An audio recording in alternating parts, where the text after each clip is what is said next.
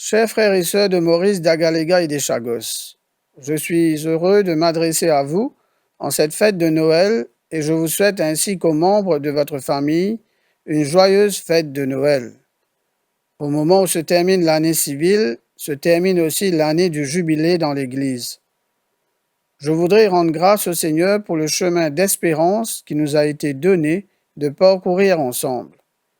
Je rends grâce en particulier pour toutes les célébrations du jubilé vécues dans notre diocèse qui a mobilisé bon nombre de pèlerins. Ces temps forts ont été autant de signes de l'Église en marche, attentive à chacun, particulièrement les pauvres et les exclus de notre société. Noël est pour les chrétiens la célébration de l'espérance pour le monde, car celui qui vient est le prince de la paix.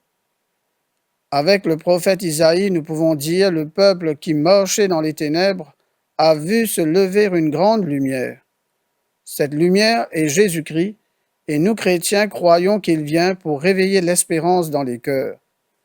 Dieu en Jésus-Christ a choisi de naître comme un enfant dans une société marquée par la violence.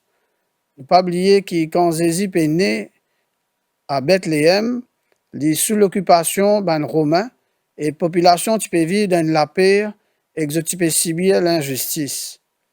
Pourtant, bon Dieu est né dans sa réalité là pour faire grandir une nouvelle espérance.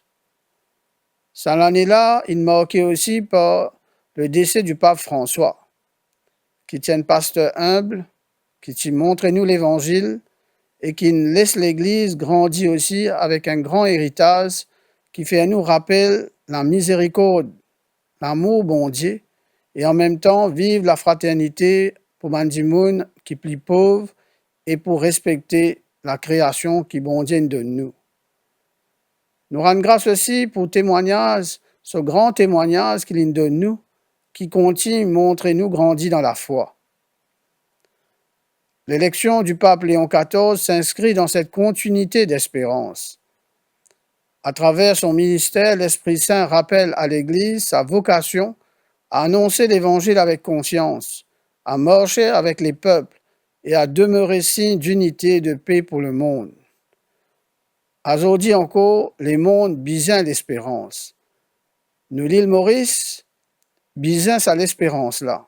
Cette année-là, il y a un grand souffle d'espérance qui nous est capable de vivre par performance de mon athlète tant au niveau mondial que régional. Mais quand nous pouvons célébrer Noël, nous ne sommes pas capables d'oublier aussi tout le monde qui vit une grande épreuve, une souffrance cette année-là. Je pense particulièrement à une famille qui est bouleversée par le suicide d'un proche, un parent.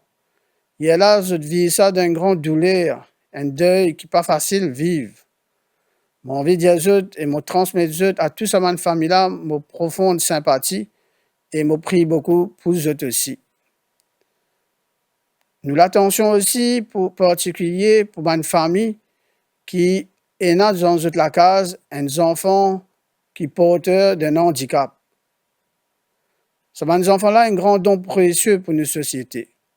Ils ont à cette place dans nos pays. Avec cette fragilité, ils enseignent nous, ils montrent nous la patience, la tendresse et solidarité, l'amour gratuit. À tous ces parents et les proches qui des fois aussi passent par un moment difficile, mais qui ont montré ce grand courage. J'ai envie de dire mon grande estime et reconnaissance que l'Église est là pour ceux qui peuvent vivre avec ces enfants. Puissions-nous ensemble faire le choix résolu de bâtir une société toujours plus inclusive et respectueuse où chaque enfant est reconnu dans sa dignité et sa valeur. La violence dans nos sociétés mauriciennes fait nous gagner beaucoup de tracas. Violence dans ma famille, violence dans ses mains, violence dans la place, violence dans les réseaux sociaux, violence aussi dans ma prison. Tout ça là, pas capable de laisser nous indifférents. Nous bien regarder nous, est-ce que nos sociétés ne passent pas un mal-être, un qui ne pas tourneront dans nos sociétés mauriciennes? Est-ce que ça pas pour menacer la paix sociale? Cette fin d'année est également difficile pour beaucoup de Mauriciens. Les Mauriciens ont vu son pouvoir d'achat diminuer, des familles ont du mal à terminer le mois et sont inquiètes pour leur avenir. Ces réalités ne peuvent nous laisser indifférents. L'année 2026 sera sans doute l'année des défis à relever. Bâtir une économie qui fasse de la place aux plus démunis, mener une lutte sans merci contre le trafic de drogue et continuer à sensibiliser sur les dangers des addictions.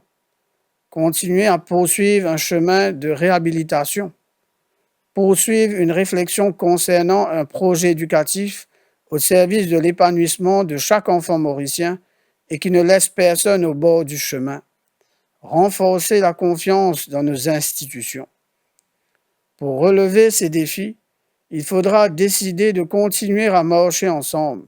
C'est en nous accueillant dans la richesse de nos diversités religieuses, ethniques et culturelles que nous pourrons construire ensemble une île Maurice solidaire, juste et fraternelle.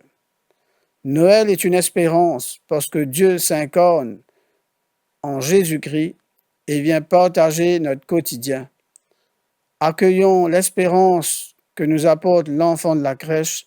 À vous, chers frères et sœurs de Maurice d'Agaléga et de Chagos, encore une fois, Monsieur Zut, une bonne fête de Noël.